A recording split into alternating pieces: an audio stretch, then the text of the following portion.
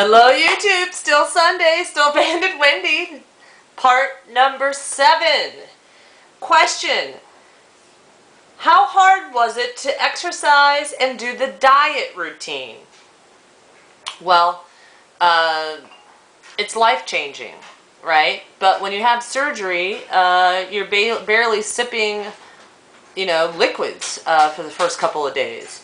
So you altered your body surgically, so it sort of helps with the diet portion. I try not to call it a diet, I try to call it a habit forming way of life. And I was given a sheet of paper, and I followed the sheet of paper, and that's what I did. I wouldn't say it was hard, nor will I say it was easy. I'll say it was necessary. As far as exercise, I didn't get to become overweight because I was a runner. I got to become overweight because calories in, calories out, there's a lot more calories going in than there was coming calories out. So exercise definitely was a big struggle for me. And to be quite honest, even though I was walking, like walking the dog or going for a stroll in the neighborhood, immediately post-op, I didn't really start exercising to where there was sweat coming off my face until between like week 9 and week 15 I started doing something. And week 15 is when I started the couch to 5K. And it was hard, but it was also a rule, and it was what I was supposed to do. It is necessary, 30 minutes a day.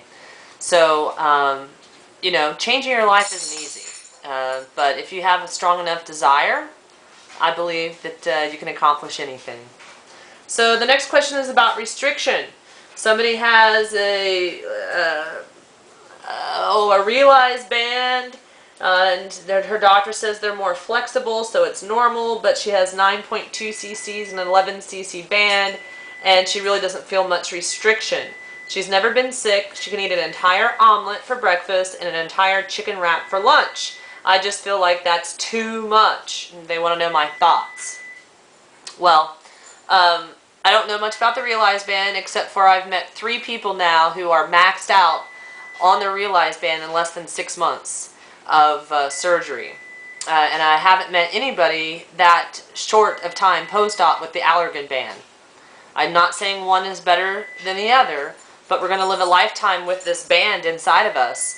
And I personally don't want to be filled to the ultimate level in the first 6 months, or even the first year, or even the first 5 years, I don't think, So, you need to talk to your doctor. As far as your food, you must be a really good chewer, right? And if you're chewing well and taking small bites, then maybe that's why you're not getting stuck. Getting stuck is not necessarily meaning you have great restriction. Getting stuck could mean you're overfilled, but more than likely, if you're not overfilled, it means your bites are too big, you're not chewing well enough, you're not eating the proper foods. Bread doesn't work, so why eat it? Or rice, or fibrous foods like watermelon or asparagus or broccoli. This is my doctor telling me this, so I follow those rules. So don't necessarily feel like you don't have restriction if you can eat everything. Be happy that you're chewing properly. Now, as far as the portions go, the lap band is supposed to help control those portions. But you need to do some work as well. That's what I do. Doing the work by measuring out my food. I have a scale. When I very first started this journey, I measured out my meat by the ounces. When I would make egg salad, I would measure out the ounces when I put it into my 1-cup container. So I always go back to the 1 cup. For me, that's what helps me do my job to control the portions. So I hope that helped. Shit, I didn't check my time. How do you stay focused? I paid $15,000 for this. I'm in it to win it. I make YouTube videos. I have my banded bitches right now. BB's talking to me. I have accountability partners. I have a goal. I've had multiple goals along the way. I did the Couch to 5K. It gave me a 27-week program. I had a goal to finish that program. I sign up for 5K races. I have goals to finish those races and do better than I did the last time. I pretty much told everybody in my immediate circle what I was doing. And not that I'm out to prove to anybody that I can do it, But let me tell you, when I see them, and it's been a long time since I've seen them, my goal is for them to notice that I've changed. Not only the way I look, but the way I behave when it comes to food. So I stay focused by wanting to be the best me that I can be. Everybody has to have their own reason to focus. Mine is, I'm 35 years old, and I want to be healthy, and I want to look good, and I want to go shopping, and I want to be successful. I'm going to jump around here. I don't know how much time I have. I'll answer like one more and then I'll cut it off. What is first bite syndrome? Again, I'm not a doctor, but I found that it could be any type of food at any time of day, on any day of the year. It just depends. It doesn't happen all the time, but sometimes it happens. And normally it's within the first 3, 4, 5 weeks of getting a fill. And I take one bite, even if it's the proper size bite, no matter what. I can not eat for 4 hours and take the first bite.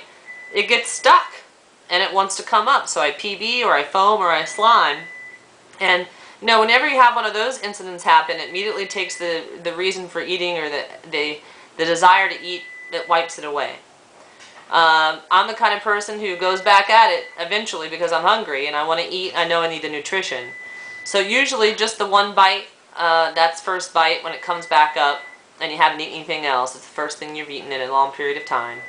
And I think that has to do with the band being tight, you know, closed in. Nothing's been going through it except for liquids. You should ask your doctor if you want to know more about first bite syndrome. It comes and goes.